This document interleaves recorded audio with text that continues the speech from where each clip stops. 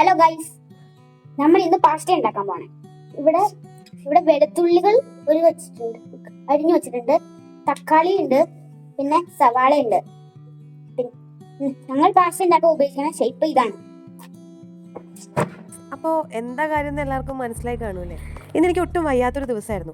രാവിലെ എഴുന്നേറ്റ് മുതൽ എനിക്ക് ഒട്ടും വയ്യായിരുന്നു. രാവിലത്തെ ഭക്ഷണം കഴിച്ച് കഴിഞ്ഞാൽ ഞാനൊന്ന് കിടന്നിട്ട് പിന്നെ എഴുന്നേൽക്കുന്നത് 3 മണിയായപ്പോഴാട്ടോ. ഉച്ചയ്ക്ക് കഴിക്കാൻ പോലും എനിക്ക് എഴുന്നേറ്റ് നിൽക്കാൻ പോലും വയ്യാത്ത അത്രയും അവശയായിപ്പോയായിരുന്നു ഞാൻ. അപ്പോൾ എഴുന്നേറ്റപ്പോൾ എനിക്ക് ഭയങ്കരമായിട്ടൊരു ക്രേവിങ്സ്, പാസ്ത അല്ലെങ്കിൽ മാക്രോണി ഉണ്ടാക്കി കഴിക്കണം എന്ന്.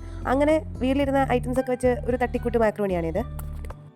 പിന്നെ ഉണ്ടാക്കാൻ തുടങ്ങിയപ്പോൾ ഞാൻ ഒറ്റയ്ക്കല്ലായിരുന്നു കേട്ടോ, എൻ്റെ കൂടെ ഞങ്ങളുടെ പാച്ചുകുട്ടനും ഉണ്ടായിരുന്നു. അവൻ ഇങ്ങനത്തെ കാര്യങ്ങളൊക്കെ ഭയങ്കര ഇഷ്ടമാണ്. ഞാനൊരു യൂട്യൂബ് ചാനൽ തുടങ്ങണമെന്ന് പറഞ്ഞപ്പോൾ തന്നെ നമുക്ക് ഒരുമിച്ച് വീഡിയോ ചെയ്യാട്ടോ എന്നൊക്കെ പറഞ്ഞിട്ടാണ് എൻ്റെ അടുത്ത് വന്നത്.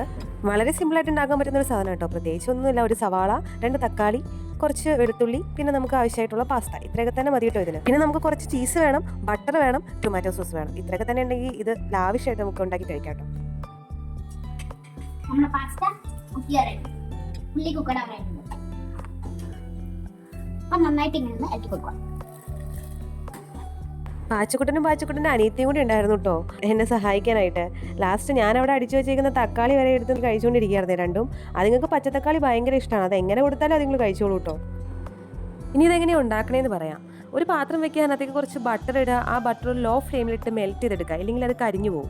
അതിനകത്തേക്ക് കുറച്ച് വെളുത്തുള്ളി ഇടുക, അതിനുശേഷം സവാള ആഡ് ചെയ്ത് കൊടുക്കുക. നന്നായിട്ടൊന്ന് വഴറ്റി കൊടുക്കുക കേട്ടോ. അതൊന്ന് ജസ്റ്റ് വഴണ്ടി വരുമ്പോഴേക്കും അതിനകത്തേക്ക് നമുക്ക് ആവശ്യത്തിന് കുരുമുളക് പൊടിയും മുളക് പൊടിയും ഉപ്പും ചേർത്ത് നന്നായിട്ട് ഇളക്കിയെടുക്കുക. അതൊന്ന് ജസ്റ്റ് ഒന്ന് ഇതായി വരുമ്പോഴേക്കും നമ്മൾ അതിനകത്തേക്ക് കുറച്ച് നമ്മൾ അടിച്ചു വെച്ചേക്കുന്ന തക്കാളിയുടെ പ്യൂരി അതിനകത്തേക്ക് ആഡ് ചെയ്ത് കൊടുക്കുക. അത് നന്നായിട്ട് ഇളക്കി കൊടുക്കുക. പിന്നെ നമ്മുടെ ആവശ്യത്തിന് കുറച്ച് ടൊമാറ്റോ സോസ് കൂടി ഒഴിച്ച് കൊടുക്കുക. അതൊന്ന് നന്നായിട്ട് ഇളക്കിയതിന് ശേഷം നമ്മൾ വേവിച്ച് മാറ്റി വെച്ചേക്കുന്ന പാസ്തയും കൂടിയിട്ട് നന്നായിട്ട് ഇളക്കി യോജിപ്പിച്ച് ലാസ്റ്റ് കുറച്ച് ചീസും കൂടിയിട്ട് അത് സെറ്റായി കിട്ടും. സാധനം കൊള്ളാട്ടോ. എന്തായാലും നിങ്ങളൊന്ന് ട്രൈ ചെയ്ത് നോക്ക്.